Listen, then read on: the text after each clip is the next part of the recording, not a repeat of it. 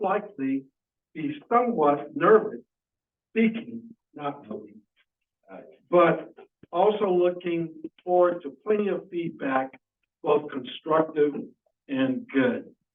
So please help me welcome Brody with his speech titled, A Wow Ride.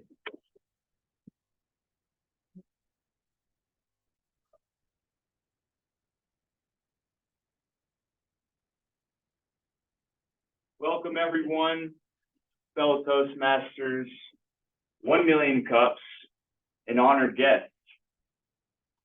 Thank you so much for allowing me to present my story to you all today. Emotions are a very powerful force, aren't they? Today I'm standing here before you all, embracing those variegated emotions that often come up. My story includes times of deep despair, addiction, times in hospitals with my brain surgery, mental institutions, and even a little bit of time in jail. My 20s were truly marred by a series of mistakes, and I became a person I didn't even recognize in the mirror when I looked at myself. I said, who is this guy? But somewhere deep, deep down inside of me, I refused to succumb to that destructive, self-destructive path. So that's why, above everything else, that my story is about redemption. While I won't be able to cover all of the intricate details of what went on in my life, I hope that you all can stay with me and present. That way you can get the message that I'm trying to get across to you all. So who am I?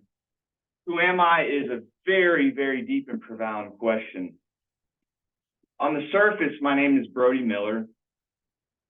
I'm a soon-to-be PhD graduate in natural medicine, and they'll call me Dr. Bro.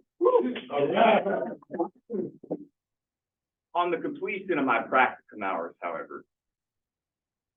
My current niche or focus is helping determined men transform chronic stress into unshakable resilience.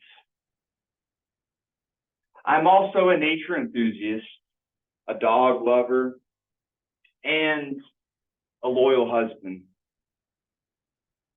But even more so than any of that other stuff, I'm a transformer, just like Optimus Prime.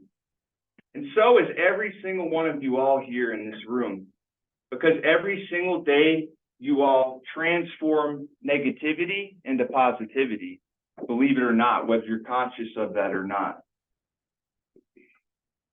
So let me take you all back to just a brief moment of time. Around 7 years ago, I experienced my first grand mal seizure on a sunny, warm day in Tucson, Arizona. It's a very, very surreal experience, but perhaps some of you all can relate, because if you've ever experienced a panic attack, it's a very similar sensation, but much more intense.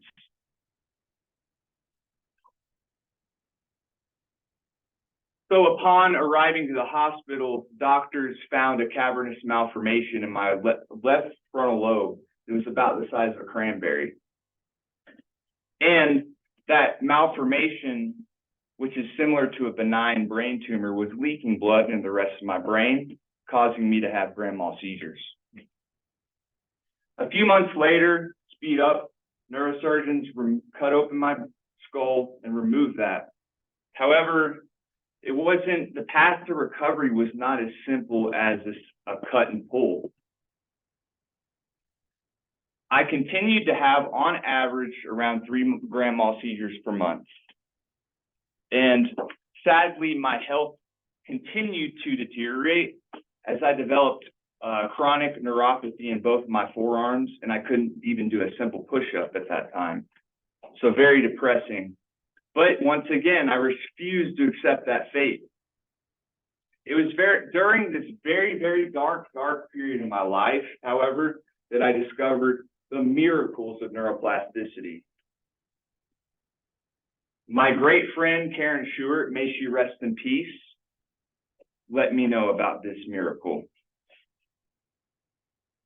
Inherently, all neuroplasticity is neutral. That means that you can use it for the good, or what they call maladaptive neuroplasticity, which is for negative things in your life. For example, if you're conflicted with addiction, and as Jackson referred to, dopamine levels, it can really mess up your brain. However, you can use it for the positive things in your life, such as this very event that we're in right now in this moment in time.